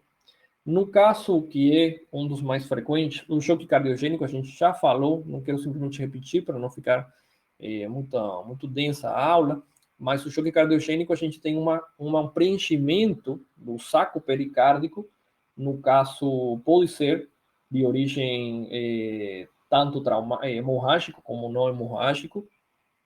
En el hemorrágico se llena de sangre, generalmente es asociado a lesiones de la pared cardíaca. En esos cuadros de shock cardiogénico, justamente la presión dentro del saco pericárdico disminuye la capacidad diastólica ventricular. Entonces es un ventrículo que no logra llenarse de sangre porque no logra distenderse. ¿tá? Finalmente lleva al shock. En los pacientes con cuadros embólicos, justamente tromboembólicos es lo más común, pero tenemos que recordar que eventos embólicos tenemos diferentes causas. Pueden ser trombos, pueden ser placas ateromatosas, pueden ser líquido amniótico, gases, puede ser émbolo de tejido adiposo, puede ser por células neoplásicas, puede ser por tejido medular, tá? E acho que falei todos. Bom, acho que citei umas 6, 7 causas. Pessoal, cuidado, porque elas são frequentes. Você fala, mas eu vou fazer cirurgia plástica, eu vou fazer estética, eu não vou ver isso. Vai ver sim, porque quando você pega o paciente e aplica lipostavio, você o que chamam de lipoenzimática, o lipostavio é um fármaco utilizado justamente para o embolismo grasso. E o pessoal aplica diretamente a nível celular subcutâneo e gera lipólises. Essa lipólise tem uma alta probabilidade de embolismo, tem uma alta probabilidade de necrosis, tá? Então, cuidado, cuidado. Por algum motivo, a Anvisa não permite o uso, mas o pessoal igual faz. Eu já vi fazendo um ensacado no apartamento, fazendo lipostavio com uma agulha intramuscular no abdômen. Então, pessoal, essas coisas não se faz. Isso só dá complicação. Já tive uma conhecida que deu na paciente, deu necrosis da região tricipital da paciente, e a paciente já ligou só falando do processo. Então, pessoal, cuidado. Você vai fazer cirurgia plástica, você fala, não, eu vou pelo caminho certo, eu vou fazer cirurgia por residência, eu vou fazer cirurgia plástica. Justamente os embolismo grasso, eles são geralmente associados, se vem nos pacientes que fazem lipoaspiração, liposcultura, seja, botem o nome que quiserem, chamem de lipo 3D, chamem de lipo LED, que o pessoal faz agora, é lipo, o procedimento é o mesmo, é com uma cânula e é a rotura do tecido adiposo e a absorção dela por aspiração por essa cânula. Existe risco cirúrgico, existe risco de evento embólico, tá? Então, cuidado. O bom é que o cirurgião plástico está numa unidade, um bloco cirúrgico, ele deveria ter um carro de paro, deveria ter um cardiodesfibrilador, deveria ter equipamento para intubação e com ele tem um anestesista, né? Então, pelo menos aí tem melhor expectativa. Então, acho que por esse lado está bem. Mas pode acontecer de forma tardia também, tá? No pós-cirúrgico pode acontecer. Generalmente estos eventos tromboembólicos como de tejido medular o de tejido graso pueden suceder también en cirugías abdominales, pélvicas, pacientes que sufrieron fracturas de fémur, fractura de bacia, son los que generalmente hacen ese tipo de evento. Los émbolos de líquido amniótico son muy raros, pero pueden suceder también. Células neoplásicas también es raro. Lo más común es evento tromboembólico y los eventos asociados a embolismos grasos, tá? Obviamente, os êmbolos gaseosos, o personal da enfermagem toma todos os cuidados, hoje tem todo um protocolo para que isso não aconteça, tá?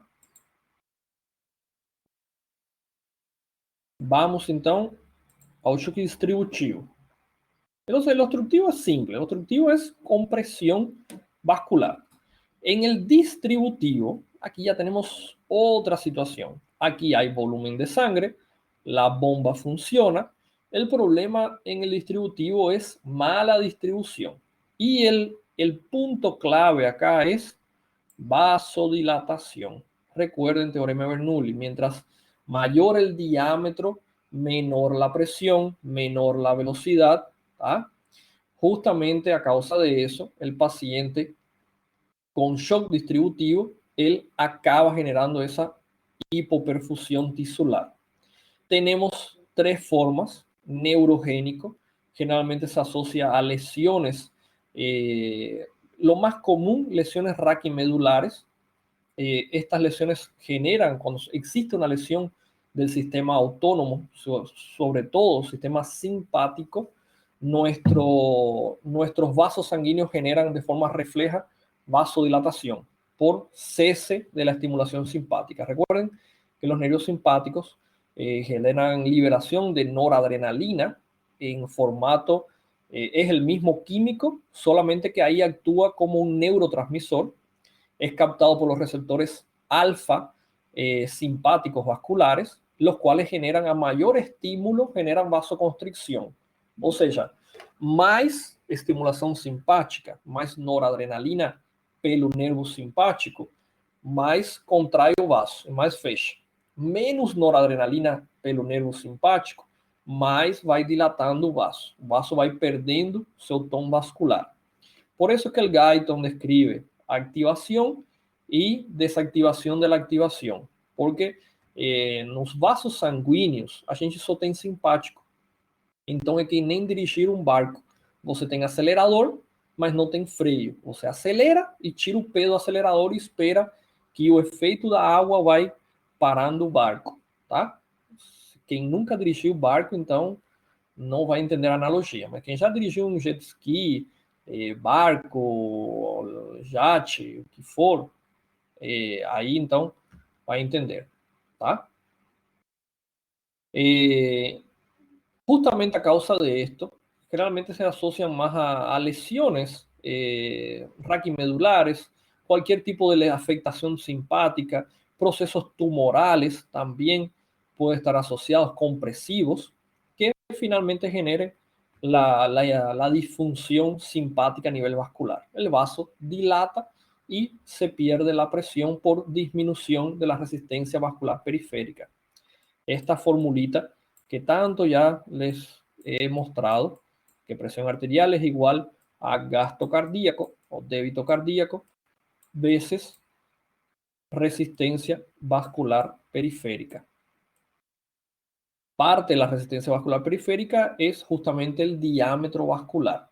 Menor diámetro, mayor resistencia, mayor presión. Menor diámetro, menor resistencia, menor presión, que es lo que sucede en las formas de shock neurogénico. En el shock anafiláctico tenemos una reacción de hipersensibilidad. Esto no les puedo citar una causa específica porque depende del paciente. Hay pacientes que tienen reacción anafiláctica. Los más comunes que podemos citar, generalmente asociados a frutos de mar, mariscos, algunos alimentos como amendoim, fármacos, tá? Geralmente se dividen em fármacos e alimentos, que é o mais frequente. Dentre os alimentos, os mais comuns são justamente amendoim, frutos do mar. Farmacológico, geralmente tem paciente com alergia a AINES, alergia a antibióticos, a fármacos de uso para função gastrointestinal, atividade colinérgica. Então, varia muito, depende muito do paciente. O mais frequente, geralmente, é antibiótico e depois AINES, que tem tido um aumento ultimamente, né? Mas são os mais frequentes. Tem paciente alérgico à dipirona? Tem. Tem paciente que você faz a dipirona, o paciente pode cair morto, tá? Porque a reação anafilática é assim. A resposta é uma resposta imunitária, o contexto é imunitário, mas o efeito é em parte vascular.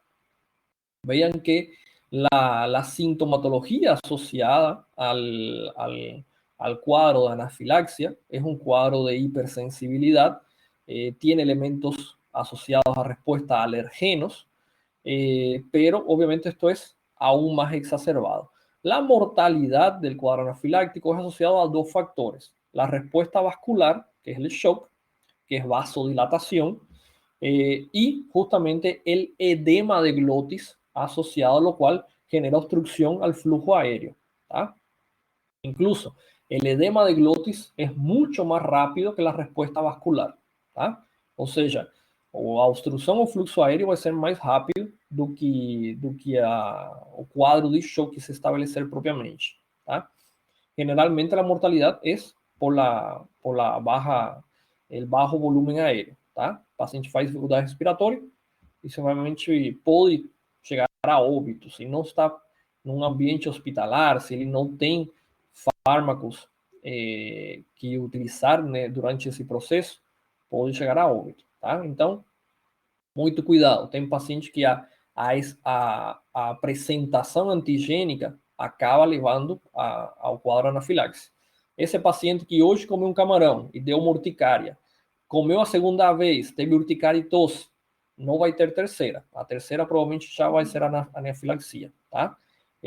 Há que ter cuidado, crianças, quando tem histórico familiar de anafilaxia a certos produtos, pacientes com pais muito alérgicos, cuidado.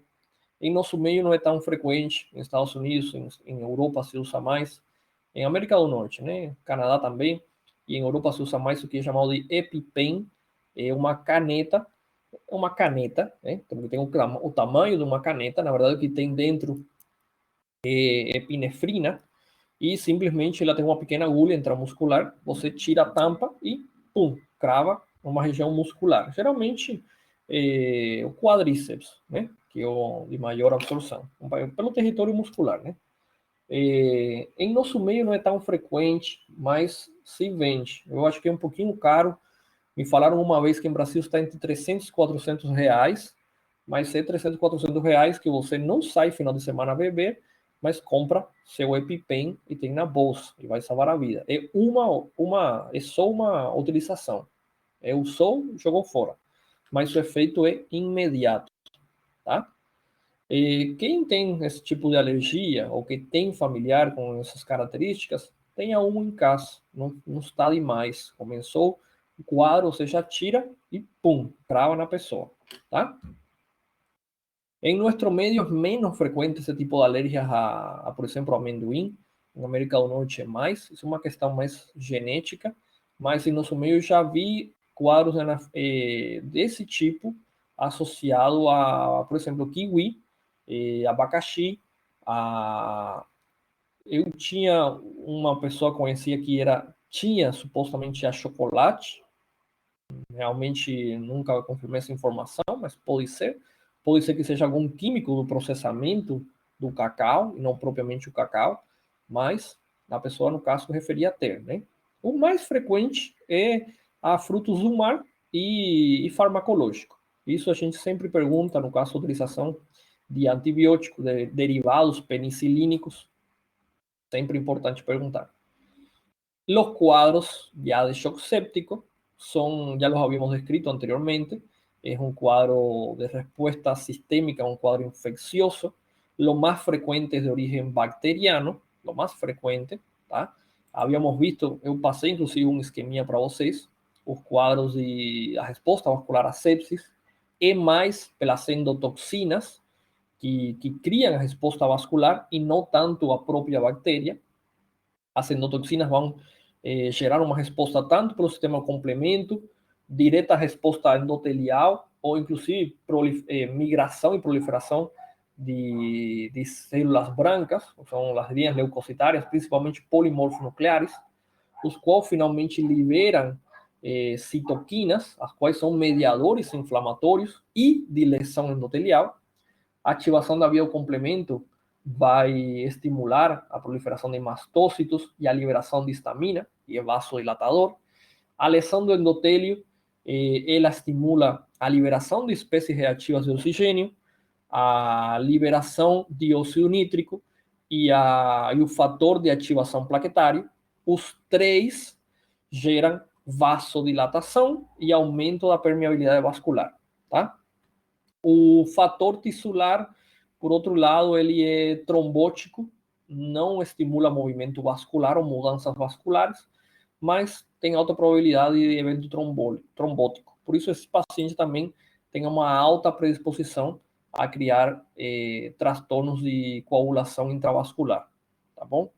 Esse esqueminha, pessoal, lembre que eu passei para vocês. Foi no primeiro parcial. Então, vocês procuram lá na plataforma que está lá. É a mesma coisa. Só que no final do esqueminha, toda essa vasodilatação, aumento da permeabilidade, o resultado final é diminuição da resistência vascular periférica, diminuição da pressão e choque. É só isso. É só adicionar essas três coisas e você já tem um esquema de resposta no fisiopatológica do choque séptico, tá? Qualquer coisa, se vocês não estão conseguindo fazer a associação, vocês me falam e eu adiciono no esqueminha e posto lá de novo na plataforma, tá bom? La diferencia es que, vuelvo a repetir, en los cuadros de shock distributivos, no vamos a tener la piel pálida y fría, al contrario, es una piel caliente rosa, sobre todo en el shock séptico, en el anafiláctico. ¿Tá?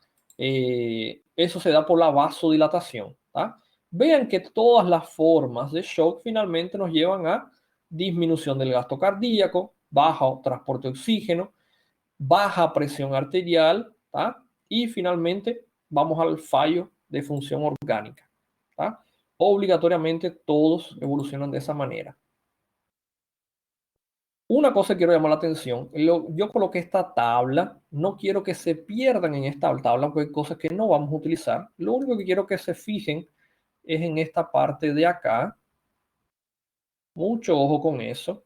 Clásicamente, el shock hipovolémico, cardiogénico y obstructivo se describen con bajo débito cardíaco, como ven acá. Sin embargo, el distributivo, generalmente el débito cardíaco es normal o aumentado. ¿Por qué? Eso es un intento de compensar. ¿Tá? Compensar. En estas formas que vemos acá, en estas tres formas, el débito cardíaco cae y la compensación es para aumentar el débito cardíaco y la presión. En el shock distributivo, el débito cardíaco es un compensador. O sea que el corazón intenta aumentar el débito cardíaco para compensar la baja presión periférica. ¿Tá? El problema es que es solamente compensación, não é uma solução. Bom, então, complicações do choque. O choque pode complicar ainda, vejam, lesão pulmonar, insuficiência renal aguda, mais frequente, úlceras gastrointestinais agudas, isso é pela isquemia da mucosa gástrica e intestinal, coagulação intravascular disseminada, o famoso SIDS, a gente já falou disso no primeiro parcial, e falha funcional de órgão, disfunção orgânica múltipla. Isso a gente também já viu nas primeiras aulas. Tá? Então, choque não é o final, o choque pode se complicar ainda. Isso também não é o final, a gente vai ver depois, semestre que vem em renal, que a insuficiência renal aguda é reversível, pode se revertir. Tá? Mas ela é um predisponente para a enfermidade renal crônica. Então, tomar isso em consideração. Tá bom, pessoal? Bom, alguma pergunta de choque? Alguma dúvida?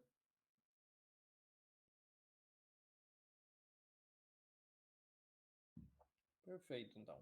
Bom, pessoal, então hoje a gente chega até aí.